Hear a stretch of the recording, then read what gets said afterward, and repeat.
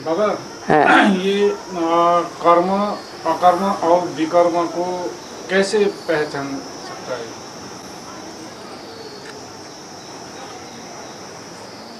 कर्म किया जाता है,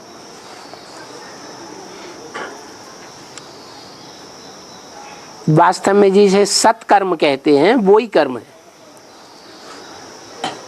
सच्चा कर्म। और सच्चा कर्म कौन सिखाता है? शिव बाबा सच्चा कर्म करना सिखाता है।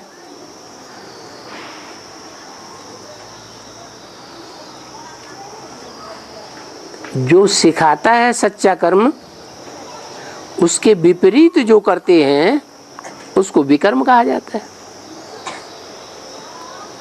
सबसे जास्ती सच्चा कर्म कौन सा है?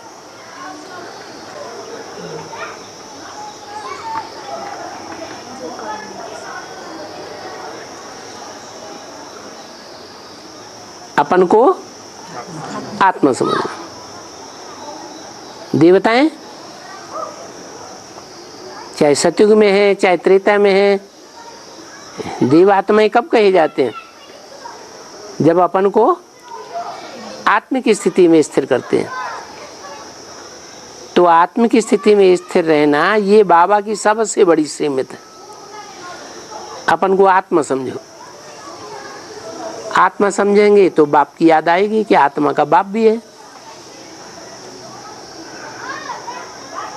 तो ये कर्म है।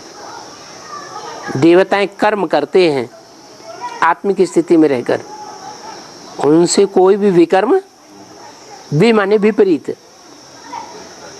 आत्मिक स्थिति के बरखिलाफ कोई दूसरा कर्म विपरीत नहीं होता है।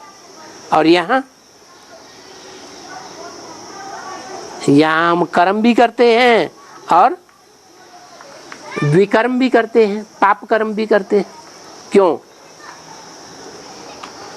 क्योंकि हम सदैव आत्म की स्थिति में नहीं रहते, तो हमसे विकर्म हो जाता है।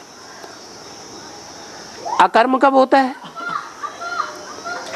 जो भी हम कर्म करते हैं अगर बाप की याद में करते हैं तो वो अकर्म बन जाता है। जैसे बाप है शिव, वो भी सृष्टि में आकर के कोई में प्रवेश करके काम करता है या नहीं करता है, लेकिन सदैव स्वस्थिति में रहता है कर्म करते, या किसी के प्रभाव में आ जाता है? नहीं आता है, स्वस्थिति में रहता है। तो कर्म अकर्म बन जाता है। यहाँ हम चाहें तो अपने कोई भी कर्म को अकर्म बना सकते हैं। गीता में कहा है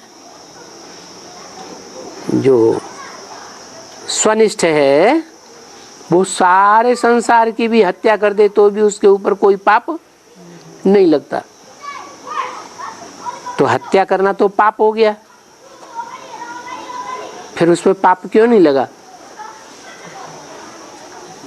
क्योंकि जो भी कर्म किया किसकी याद में किया है?